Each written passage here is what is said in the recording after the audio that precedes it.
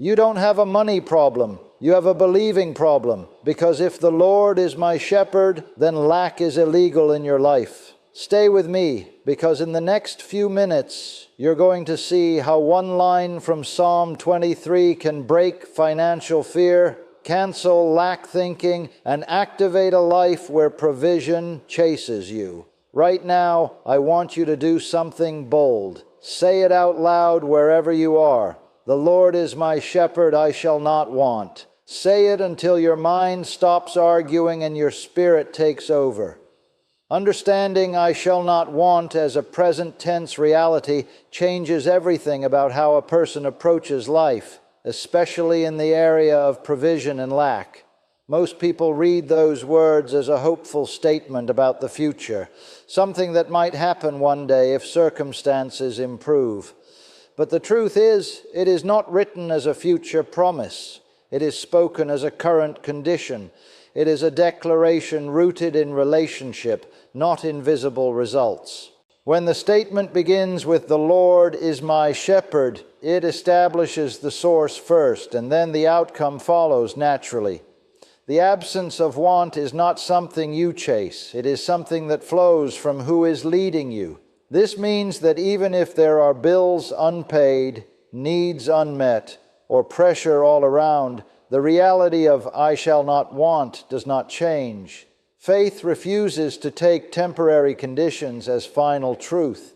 Instead, it anchors itself in what has already been declared. Want, in this sense, is not just about material lack. It includes anxiety, fear, insecurity, and the constant feeling of not having enough. When someone truly embraces this statement in the present tense, they begin to disconnect their inner peace from external circumstances. They stop saying "I lack" and start saying "my needs are met," even before evidence appears. Living in this understanding requires a shift in thinking. The mind may argue, pointing to visible shortage, but faith responds by holding firmly to the identity of the shepherd as a perfect provider. This is where many struggle because they wait to feel secure before they speak confidently. But this declaration works the other way around. You speak it first, believe it deeply, and allow your thinking to align with it over time. As this truth becomes settled inside, it produces rest instead of striving, confidence instead of fear, and expectation instead of doubt. Because when the shepherd is fully trusted, the heart no longer lives under the pressure of lack. God as shepherd is not a symbolic idea. It is a functional reality that defines how provision works in your life. A shepherd does not occasionally provide. A shepherd takes full responsibility for the well-being of the sheep. That includes guidance, protection, nourishment, and timing. When you truly see God in this role, you stop viewing provision as something uncertain or dependent on luck, and you begin to recognize it as part of a consistent, intentional care system already in place. A sheep does not wake up worrying about where food will come from. It follows. That's the entire system. The shepherd knows where the green pastures are, knows where the still waters are, and leads accordingly. In the same way, provision is not just about resources appearing. It is about being led to the right place at the right time with the right opportunities. Many people miss this because they are focused only on outcomes, not on direction.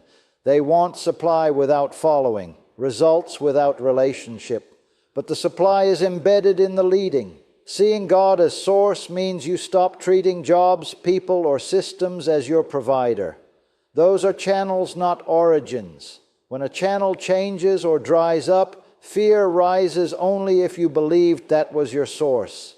But when your confidence is rooted in the shepherd, you understand that he is not limited to one method.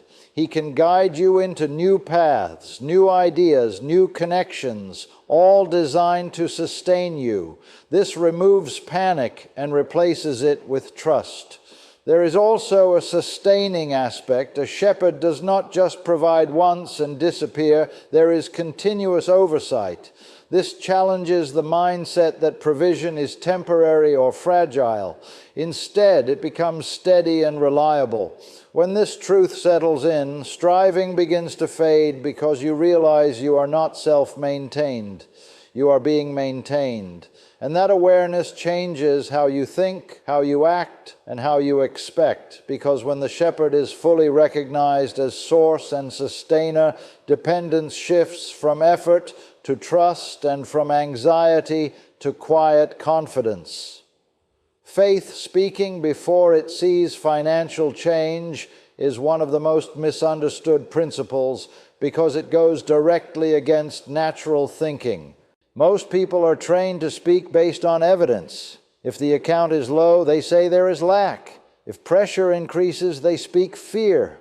But faith operates from a different foundation. It speaks from what is believed, not from what is currently visible. This is not denial of reality. It is choosing which reality has the final authority. Words are not just expressions, they are alignments. When someone consistently speaks lack, they reinforce that mindset internally. The mind begins to accept it as truth, and actions follow that belief. But when a person speaks in line with provision, even before seeing it, something shifts internally. The heart begins to expect differently. Confidence starts to replace uncertainty. This is where faith becomes active, not passive. Speaking ahead of change requires conviction. It is easy to say positive things when everything is working, but real faith shows up when there is pressure. When bills are due, when resources look limited, that is the moment words matter most. Instead of saying, "I don't have enough," faith says, "My needs are met." Instead of, "I don't know what I'll do," it says, "Provision is already arranged." These are not empty phrases. They are deliberate choices to agree with a higher truth rather than immediate circumstances.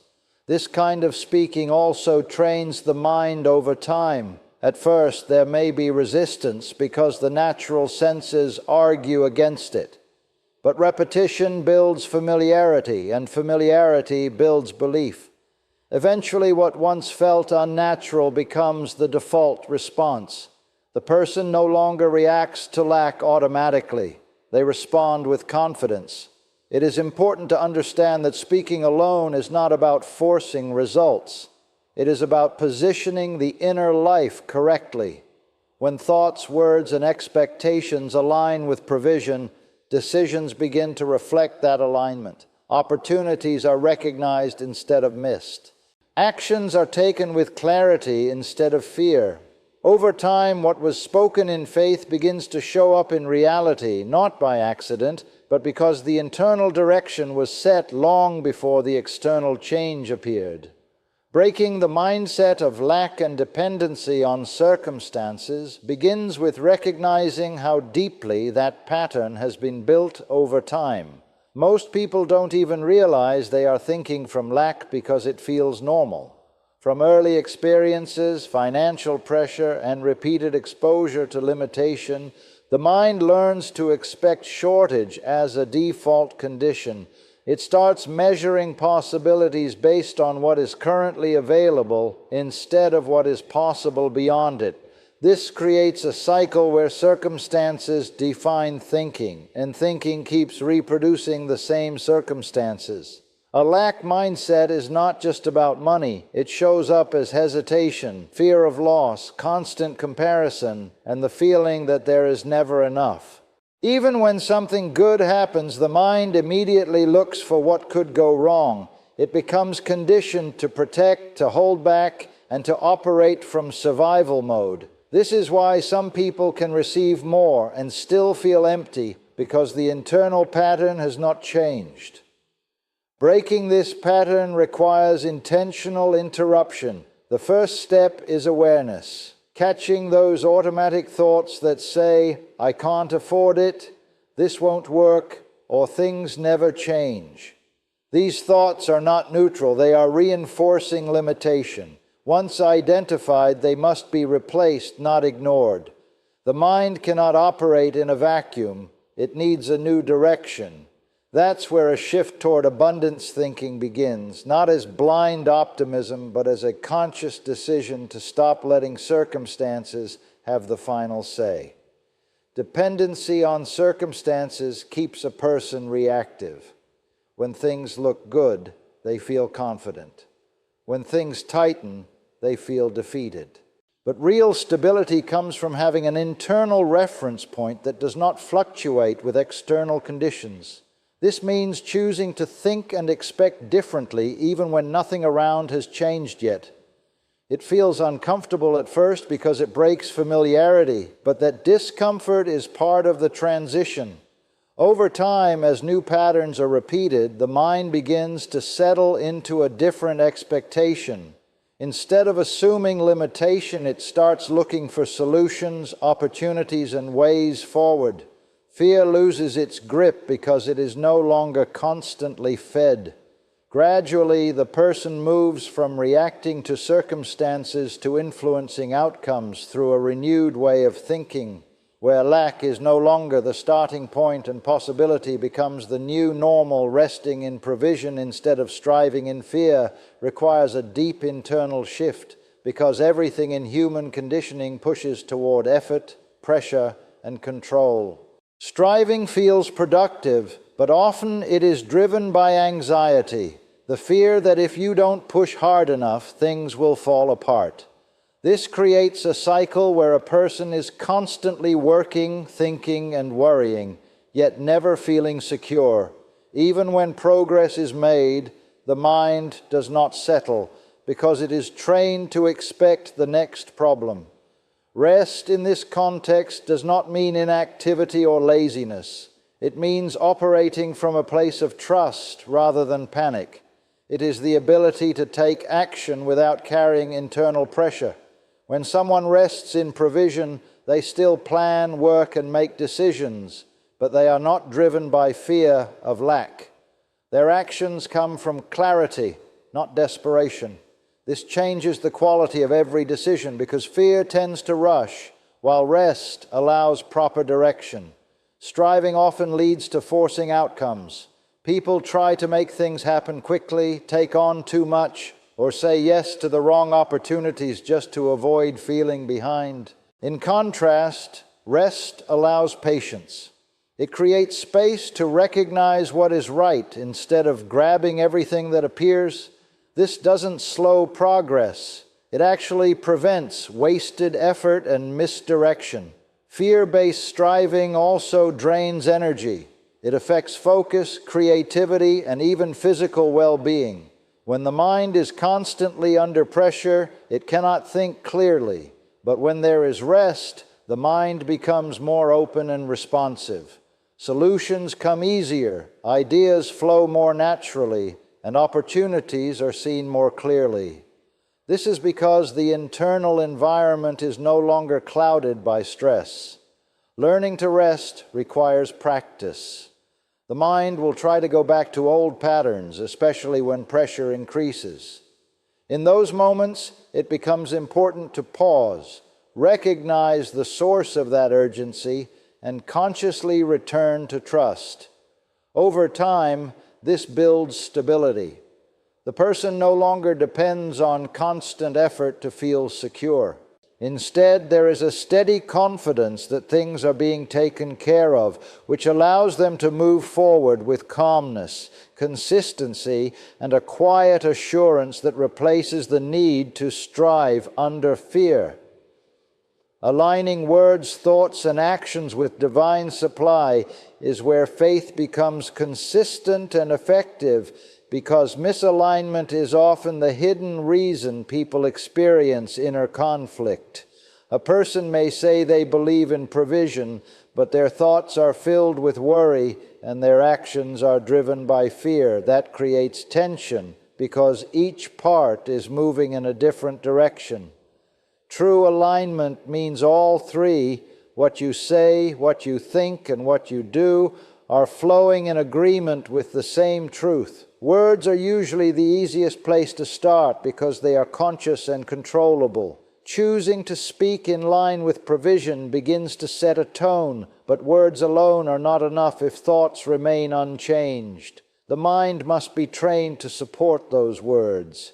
This requires paying attention to internal dialogue and redirecting it when it drifts back to lack.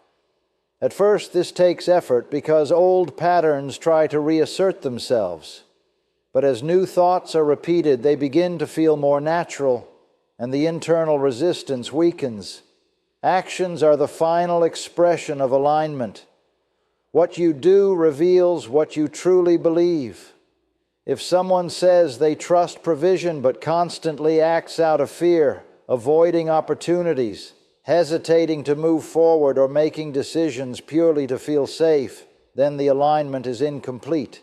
Acting in alignment does not mean taking reckless steps. It means making decisions from a place of confidence rather than anxiety. It is the willingness to move forward when direction is clear, even if all the details are not visible yet.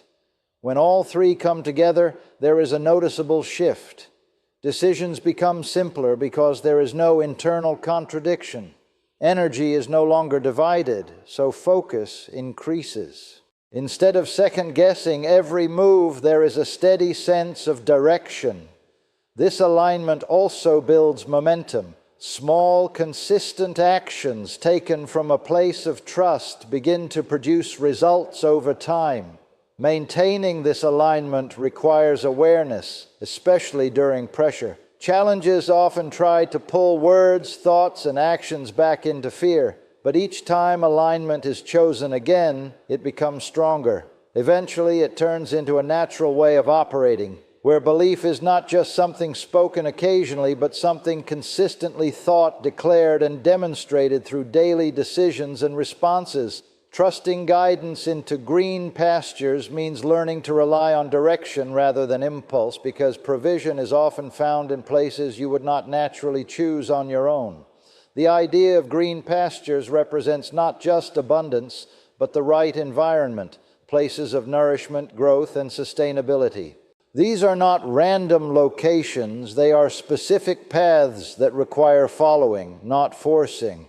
Many people struggle here because they want clear outcomes without committing to the process of being led. They look for immediate results and overlook subtle direction.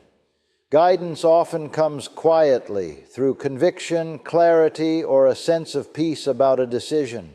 It may not always make logical sense at first, especially if it challenges Pravichnyi patterns or comfort zones. But trusting guidance means valuing direction even when full understanding is not yet available. One of the biggest obstacles to this trust is the desire for control. People want to map everything out, predict outcomes, and eliminate uncertainty. But green pastures are not always visible from a distance. They are discovered step by step. This requires patience and a willingness to move without having every detail confirmed. It also requires letting go of paths that feel familiar but are no longer productive. Sometimes what looks secure is actually limiting growth, while a new direction holds greater provision. Comparison can also interfere with trusting guidance. Seeing others succeed in certain ways can create pressure to follow similar paths, even if they are not aligned. But guidance is personal. What works for one person may not be the right pasture for another. Trusting the leading means staying focused on your own direction instead of being distracted by external examples. As this trust develops, sensitivity increases. Decisions become less about fear of making mistakes and more about recognizing what feels right internally. Over time, a pattern forms. You begin to see how following the right direction consistently leads to better outcomes. This builds confidence, not in your ability to control everything, but in your ability to recognize and follow the path that leads to provision, stability, and growth, even when it unfolds gradually rather than all at once. Living from overflow instead of survival marks the final shift from constant pressure to steady confidence. Survival thinking is driven by urgency.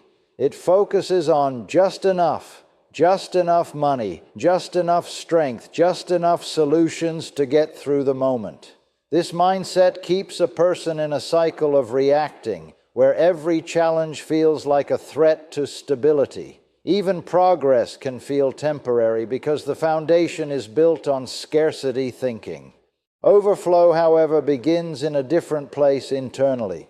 It is not about excess in a superficial sense, but about stability that is not easily shaken. A person living from overflow does not interpret every challenge as a crisis. There is room to think, room to decide, and room to respond wisely instead of reactively. This internal space changes how life is experienced. Pressure no longer dictates direction, and fear no longer dominates decisions. Survival keeps attention fixed on immediate needs. It narrows vision to what is missing and what must be solved right now. Overflow expands perspective. It allows a person to think beyond the present pressure and recognize longer-term possibilities. Instead of asking, "How will I get through this moment?" the thinking begins to shift toward, "What is the next step forward?" That subtle difference transforms mindset and behavior over time. Another key difference is emotional stability. Survival thinking is easily shaken. A small setback can feel overwhelming because everything is tied to maintaining balance. In overflow, there is resilience. Setbacks are still real, but they are not final. There is a deeper sense that provision is not dependent on one moment or one outcome. This creates calmness even in uncertain situations. Transitioning into overflow is gradual.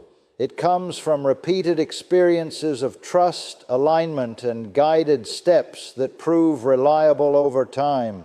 As these experiences accumulate, confidence builds naturally. The mind begins to expect stability instead of collapse, and fear loses its constant influence. Eventually, living from overflow becomes the default posture, where life is no longer driven by what is lacking, but shaped by what is already believed to be secured and continually sustained. In conclusion, this message is not simply about financial pressure, it is about revelation of position. When you truly understand the Lord is my shepherd, everything about lack loses authority over your life. You are not called to live in constant tension, reacting to what is missing, but to live from a settled place of trust where provision is already accounted for.